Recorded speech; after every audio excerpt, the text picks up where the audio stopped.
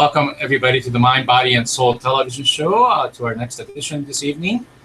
I am your host, Coach Steve Toth, and also the founder of Conscious Evolution Media, going on 10 plus years and 15 plus thousand shows, and we have officially stopped counting.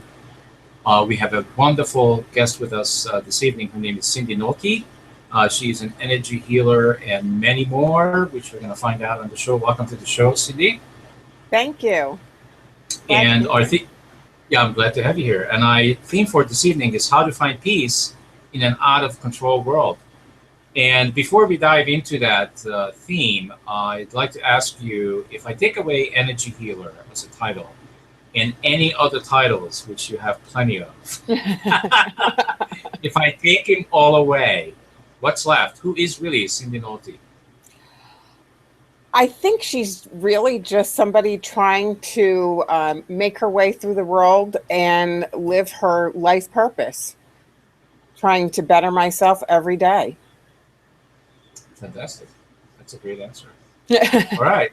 So I love the theme because how do we know? I mean, this is also the title of your book. How do we know that we are living in an out-of-control world? What's the indication? Lack of balance in your life, I think, is a really good indication. Mm-hmm. I think if you have to ask, maybe that's a good indication.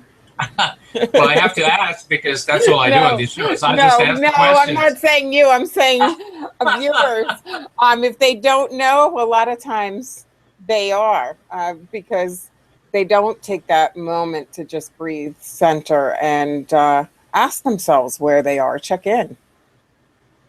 Well, that's right. Actually, what they do instead is they pick up their smartphone. Absolutely.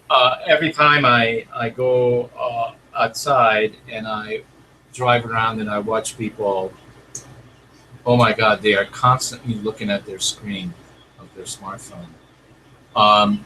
Do you think people are aware of, this is like a, to me, this is like not a side benefit, but an unintended consequence of technology, that we are absolutely 100% hooked and controlled by these devices.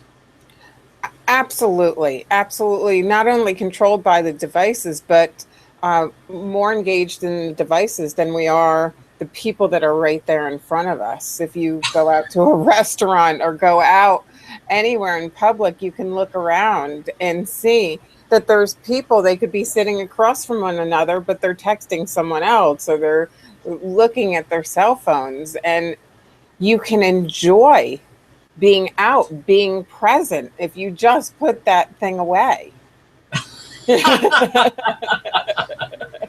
I am going to make that request from now on when I go to lunch, because I already know there's going to be trouble when I'm going out to lunch with people and they take their cell phone and put it on the table next to me. I know that there's trouble coming because I'm talking to them, and next thing I know, they're picking it up and answering a call. I'm going like, how rude, dude. I'm here trying to spend some quality time with you and you answering the phone. I mean, what's up with that? And you know, we're at a time in our life where we can remember not having a cell phone. You know, not to date myself, but I didn't grow up with one attached to my ear. And you know, we survived during the day if we weren't reachable all day long. And and we're not making any more money either because we have these devices. No, we aren't. But I think we're a little less connected to those people around us and a little more connected to electronics. Mm-hmm. Yeah, it's very sad to me. So why is peace important in our lives, Cindy? I wonder. Peace, because it's the cornerstone to balance in your life. When you have peace, when you're able to tune into your inner self, it just allows life to flow more freely. Are you really saying that life is an inside job? Absolutely, it is. You know, we can't control everything that goes on around us, and we will have disappointments. I hate to break that to people. We do have. Well, I had several today. And guess what? I just get over it. I just go next. Yeah, yeah, yeah. And we have to say, okay, I'm ready for some good news, or I'm ready for the good stuff to come, and realize that there is better. And when we expect better, it comes. So, we will have disappointment, but just knowing that when we're in that place of peace, that place, that stillness, we're able to navigate through life better. What was the inspiration that came to you that had you write this book, How to Find Peace in an Out of Control World? In my practice, people comment and often say that when they just come to my office, they feel more peaceful, or they notice that I'm kind of that even keeled, regardless of what goes on around me. And they said, how do you do that? And it's not a 5-minute answer. And over the years, I continued to study more and more. I used to work in corporate America, 60 to 80 hours a week. And it was a stepping stone, learning balance in my life, learning how to navigate. And I sat down and I wrote piece by piece how I did this, and broke it into easily digestible pieces. And some of my clients allowed me to share parts of their stories, parts of their worksheets, because I did include worksheets. I don't believe that I have all the answers. I have the questions that will help individuals to get the answers that they're looking for. Awesome. So, as people watching this broadcast and they're asking themselves, what the heck are these two people talking about? Um, like, like my life is just perfect, just as it is. It's chaotic, and I have not one but two cell phones, and they both smartphones, and I have my tablet, and I have my computer, and I go have beers in the evenings, and I make a lot of money during the day. Everything is just hunky dory. What are these people talking about? What would you say to that?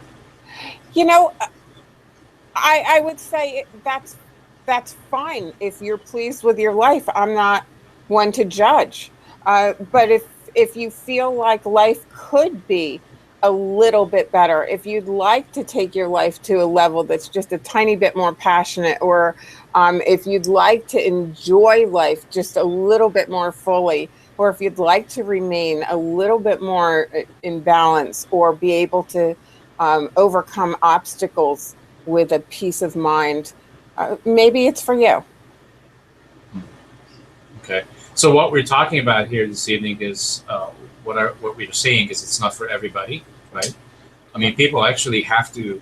Well, they don't have to. They can choose to hear something in this conversation that we're having, and maybe what they're hearing is, and these are some really core questions that I no longer have for myself, but I know that I used to have them, and I was challenged answering them. And those core questions are like who am I? What's the reason why I'm here? Like, why am I on this planet? Why do I get up every morning and go to work and do a job that I'm not passionate about? I don't really care about it, but I do it because I have to pay the rent, and I have to pay my car bills, and the list goes on and on. I mean, how many people on just in this country alone are doing that? Do you have any idea? I wish I could give you statistics, but and how many people would, I think that there's many more that are experiencing than will even admit it, because it's difficult to say sometimes. Well, I we want need a more. new department in our since our government is not big enough. I think we need a peace department where they can actually have statistics on how many people are actually peaceful and joyful and happy, balanced, and they actually love to get up in the morning and do whatever it is that they're doing because they're passionate about it, and they're not doing it because they have to pay the bills. Right. And it's not a great feeling when that is what you're experiencing. people feel stuck. I think people feel, well, so if I speak from my own experience, at first, I didn't feel I was stuck because I wasn't aware, and I wasn't even aware that there was a problem. Well, and isn't that the case? Sometimes people say it's work, I'm not supposed to enjoy it. But yes, you can. And life Yeah, is supposed to be enjoyable. We're supposed to have fun. We're yeah, supposed to laugh as you do. yeah, exactly. Like if you go to work in the morning and boy, have I done this. I gotta share this right now. Maybe you have something in your background that you can share because I love to share on the show. Absolutely. Uh, when I first came to this country, and that was a long time ago, but it was back in 1974. The first job that I was able to get is I was a refugee, so I just came here with the clothes that I had on. And in New York, this is the first job that I was able to get is on. I remember this for the rest of my life, of course, on Canal Street in New York, and it was a Hungarian importer exporter, and one of the big products that Hungary has is paprika. Are you familiar with paprika?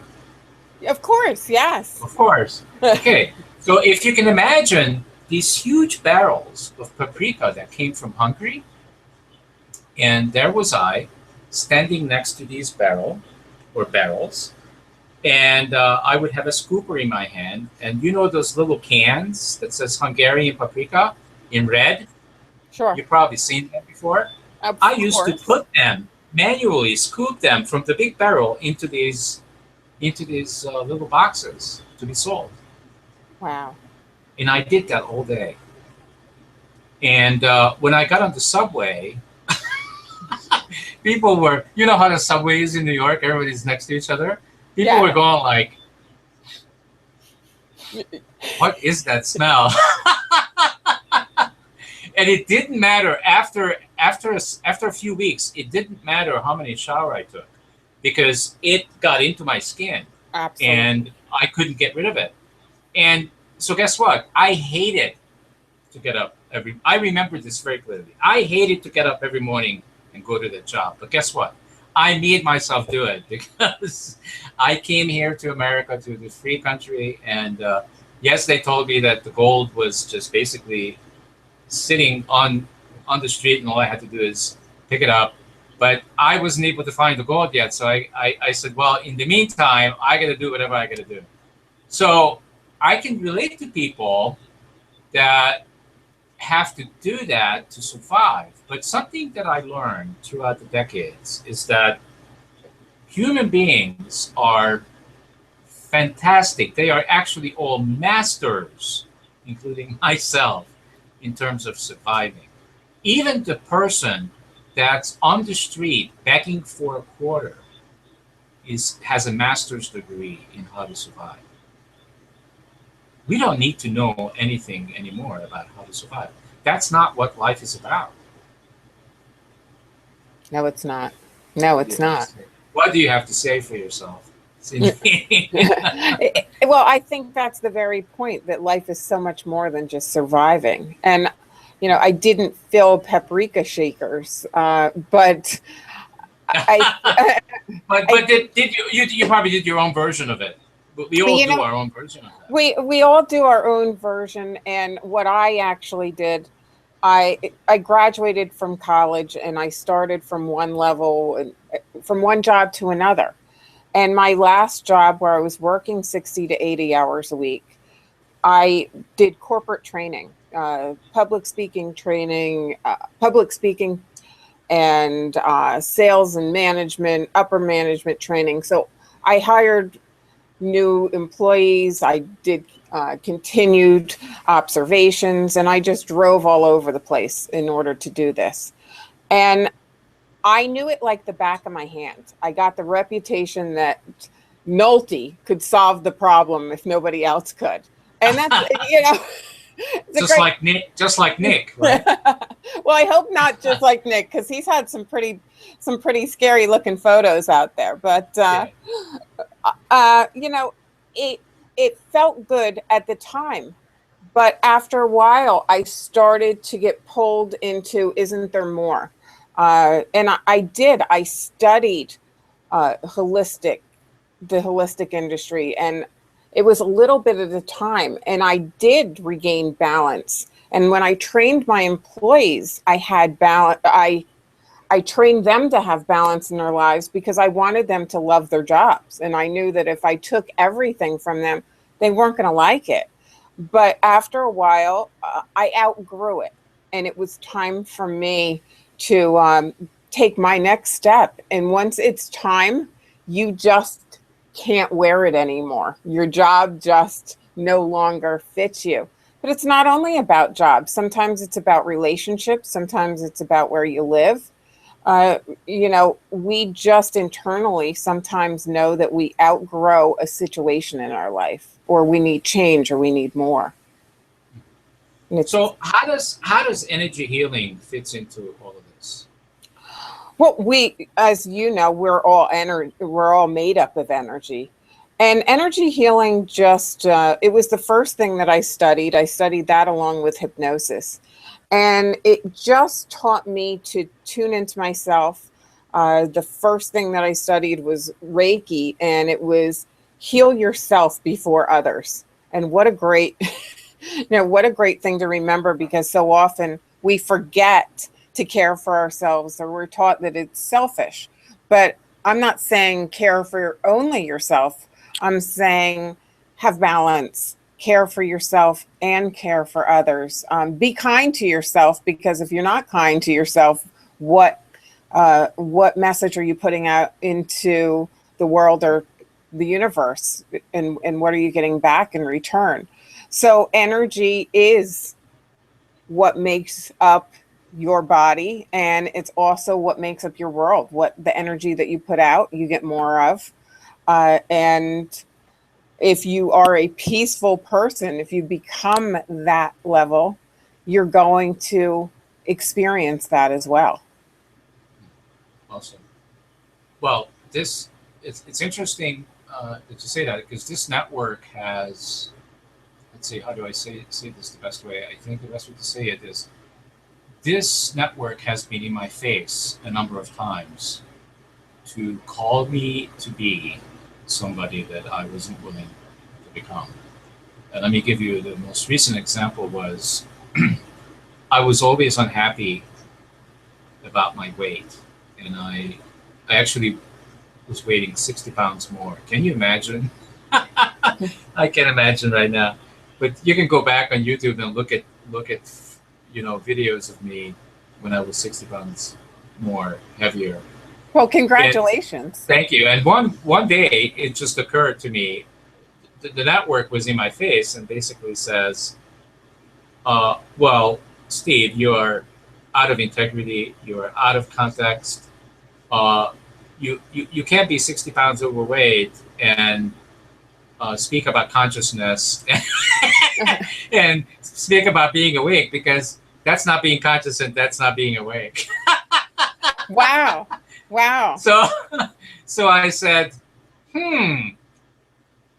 that's just really true, and I better, because, to be honest, not that I was lying before, but to be absolutely honest, I've been doing this for my own self first. I am not doing this network because I want to change the world. Well, yeah, of course I want to change the world, but not in that sense. What I'm here to do is to change me, to make me a better person, and by leading that, by proving to myself and to others that this is possible to do, then some people may be attracted to that, maybe be attracted to this, some people may not be. But I also know that I don't want to be a person that's a fraud, that's speaking one thing and doing something else. I made that conscious choice that whatever it is that I'm speaking about on the network here, I better be doing it. 100% agree. Yeah. Yeah, and this happened actually a little bit over 2 years ago when I took on a whole new show that I actually not just assisted on, but I was the moderator. The new health conversation show, which was all about health, and that's when all this stuff just came into my face. That wait a minute, Steve, you're out of integrity, and it wasn't anything new. It wasn't like a surprising news. I knew all along that I was out of integrity. Isn't that amazing? What human beings are capable of doing, and I always somehow justified it. Well, I don't have time to deal with that right now because I have more important things to do. Like what? Right, but I think we all have blind spots, and I think we uncover them when it's time to address them, right? Mm-hmm. I say we're all imperfect, we're all perfectly imperfect. It's in everything is in perfect order. Everything happens when it's supposed to happen. Absolutely. If this thing with my weight was supposed to happen 10 years ago, it would have. It was supposed to happen 2 years ago. That's it.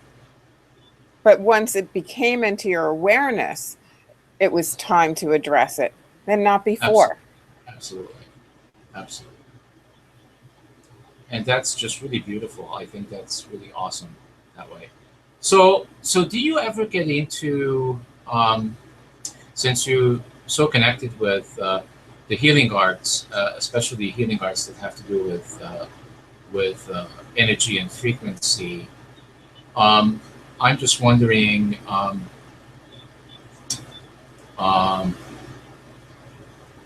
do you ever get into things that are beyond our five senses? Are you wondering if I communicate with spirits at times? Is that where we were going? Well, I don't have any. No, I don't have any specific ideas. It's just a question. Okay. I'm just exploring. As you become more in tune with energy, you realize that energy is just energy. As human beings, we collect stuff. Some of that stuff is negative emotions. Some of it is experiences that may have been less than wonderful along our lives.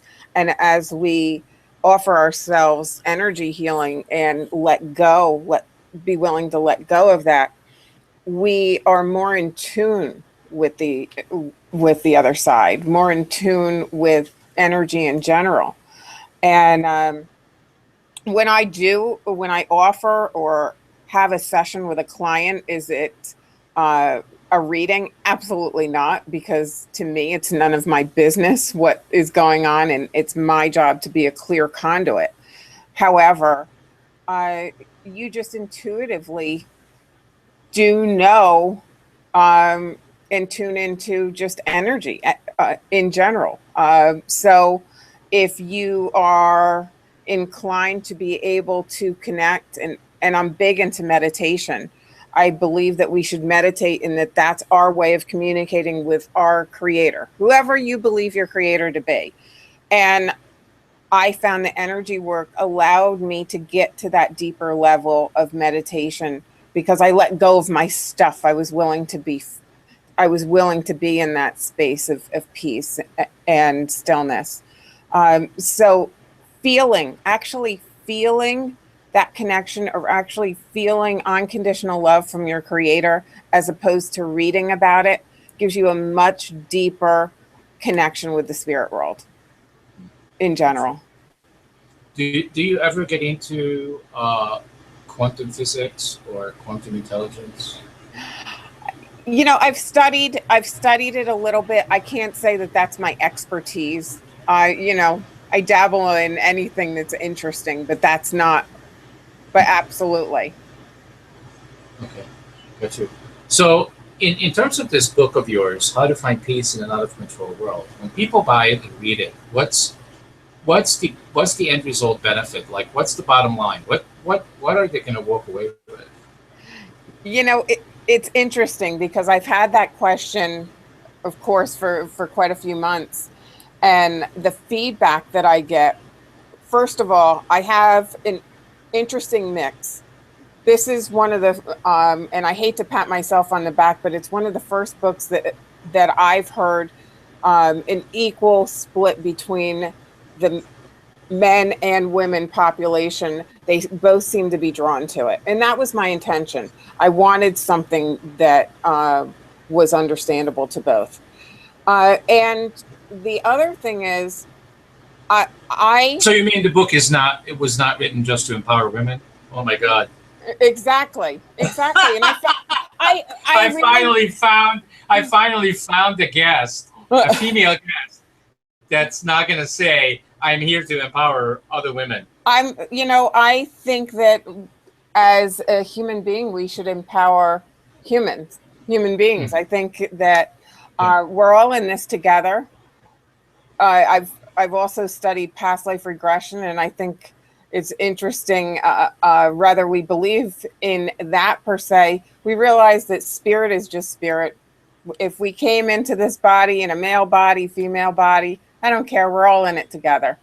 Um, so, getting back to your question about what they get out of it, it depends on what they need, really, because it's not up to me to tell you what anyone needs, because that's implying that I know you better than you know you. I know the process that I went through in order to find my inner self. I know the questions that I asked and that led me to those answers. And for some people, I received a phone call. This one reader actually called me and said, "Thank you. I moved out of my house with my wife last week, and this week, my wife and I are reading this together." And that was a great testimony to me. It made me feel good that it helped them. And so that was a man who said it helped him. In another way, I got a handwritten note from a woman who said she's an ex-nun who said she's going to call that her handbook through life. So I think it really depends on what you need. Uh, I go through everything from how to meditate to really just tuning into yourself and going through the process. And I think it's different for everybody. And I think that that's one thing that I never want to do is tell someone that I have the answers, because I think we all have them inside. I think we just need to ask the right questions to draw them out. Yeah, we have to be willing also Yeah. to spend some quality time with ourselves, Yeah. which is a huge missing. So you said this word on the show so far many, many times, and that this qualifies you for me to ask you this question. Do you know, first of all, do you know what word I'm talking about? Could be peace. I use that a lot, but No, it wasn't peace. It was the word human. okay. Do you know where the word human came from? I do not. All right, so I've done over 15,000 shows, well over 15,000 shows on this network. Nobody knows where the word human comes from, and I have had scientists, doctors, you name it, all kinds of self-development experts come through these studios, and nobody knows where that word. Well, it makes me feel a little better to admit that then. Yes, and don't worry about Googling it, because you're not going to come up with anything. Nope, you can see both my hands. Okay. I was just wondering, because I wanted to take that chance, because you are really truly the first women that have actually written a book about peace and about how to come home, is what I call it. And you didn't write it just for women.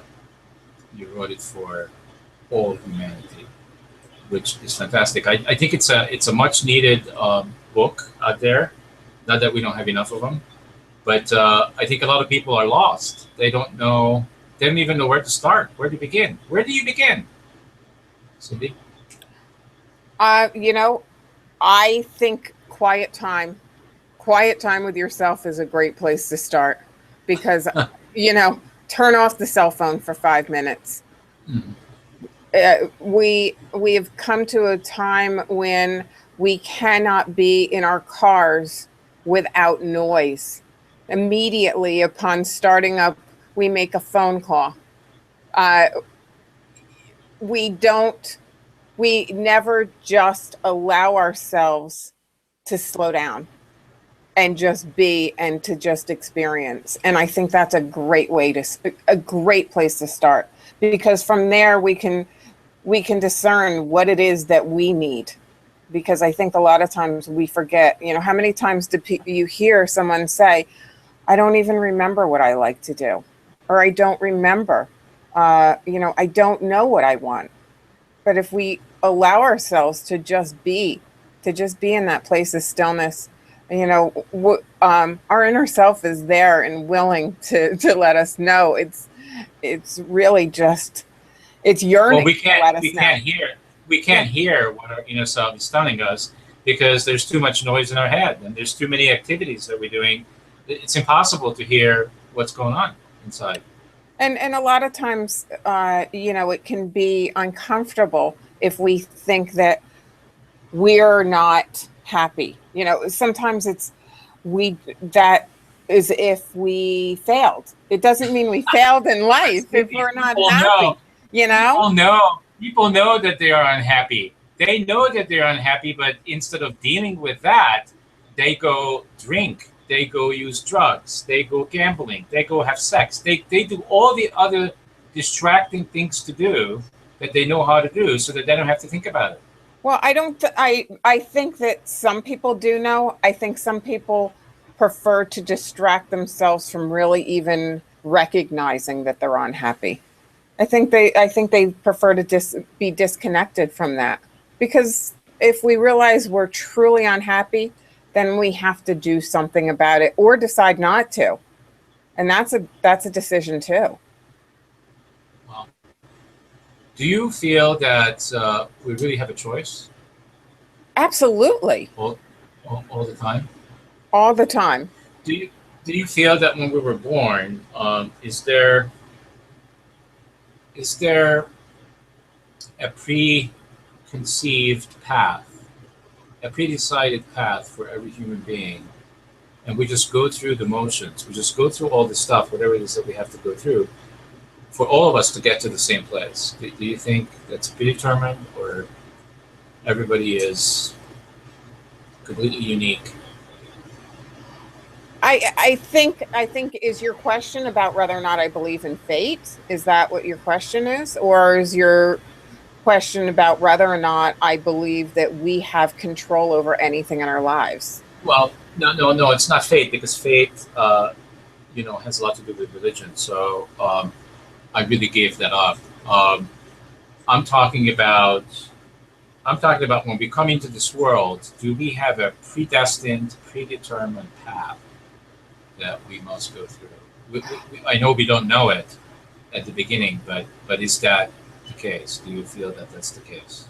I think we come in with a purpose or a lesson. Like I told you at the beginning of the show, and I told our viewers that we have a theme, and the theme is how to find peace in an out of control world. So that's like a theme to have something unfold from, and that's what I'm talking about. Like there's a theme for our lives that we just unfold from. I do believe that there's a theme, but I think that we can take detours or we can have a straight path. So I don't think I don't think that regardless of what we do, we're going to have the same life. I think that when we tune into our inner self and make decisions based on our higher good, as opposed to just making decisions without really tuning in. So let me just say something to that. So I've been doing broadcasting now for 10 plus years, and when I was a teenager, and the school I went to, it was about broadcasting and telecommunications. And when I came to this country, I ended up in telecommunications, not in broadcasting. But broadcasting is my love. So I had to go through all this stuff, and I mean stuff, and a lot of it was painful stuff, to get to where I am today. And I had it in me from the very beginning. This was my love. And if you look back, all of those things that you did made you the person that you're meant to be now.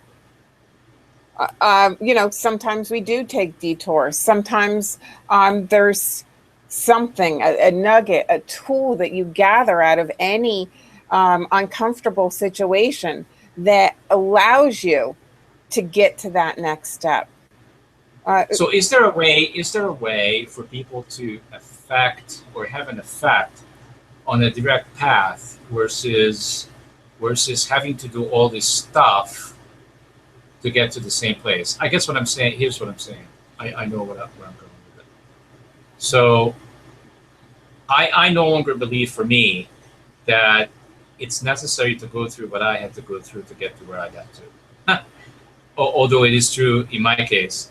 But I don't think so. So if I didn't believe this, then why would I be doing this show? Why would I be doing this network? I believe that there is a way to learn from other people's experiences, if we are willing, and there's a way to have an effect on from other people's knowledge, to not have to go through what we normally would have to. It's very similar to children. It's like, you can talk to your. Do you have kids? I do not. No, I have Okay, two but adopted rescue dogs. okay, so I have 3 kids. So I can go tell my kids what to do and what not to do, and they're gonna say, "Forget it, Dad. I'm gonna do what I'm gonna do because I'm not gonna listen to you." That's kind of sad, but that's how it is. But I don't think it has to be that way, because I feel that as long as we can be open, we can be conscious, and we are awake, we don't have to go to the dark side to learn some life experiences so that we can come back out to the light. I think that I think your point is, does life always have to be difficult? And I would agree with you. We don't always have to make difficult decisions, because sometimes it's our decisions that make the lesson so difficult. And I would 100% agree with that.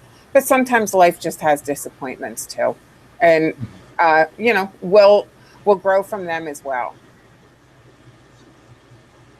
Yeah. Did that make sense? Sometimes regardless of your decision making, you can't affect what someone else does that affects your life. Does that make sense? Sometimes other people affect your life too, and you have no effect on that. Well, of course, but I still say that it only takes one person to change a relationship, not two. 100% agree. Yeah. And that could be you, or it could be the other person. And you're absolutely right, because we have no control over the other person, but we have control over us. Yeah. Like, we have control over how we respond to something or someone. Your actions are what you control. Yeah. Right. So, our conscious half hour, it's gone bye-bye. Oh my goodness. This was like a moment. Yeah. It was life. A blink. Like, just a moment. It's like half a blink.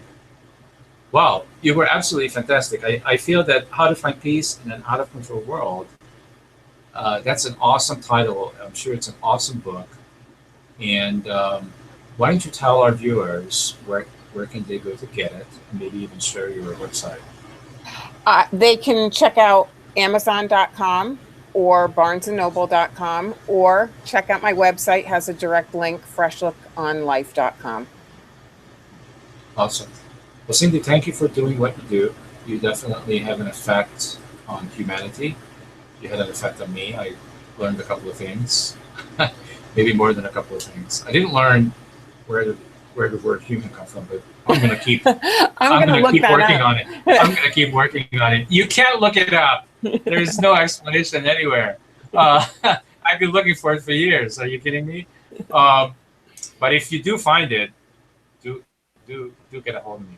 I sure will. We'll do a whole hour show if you find out Okay, sounds great. who created the word human. All right. So you've been fantastic. Thank you for being on the network. You certainly are making a difference. And for everybody else out there, if you were touched, moved, and inspired by what Cynthia had to share with us this evening, please coming back to consciousolutionmedia.com. Keep watching these shows every evening at 7 p.m. Mountain, 9 p.m. Eastern. And continue to watch the shows, because the more you watch this show and any other shows on the network, the more they move up to the top 10 list on our YouTube channel, which is becoming pretty huge.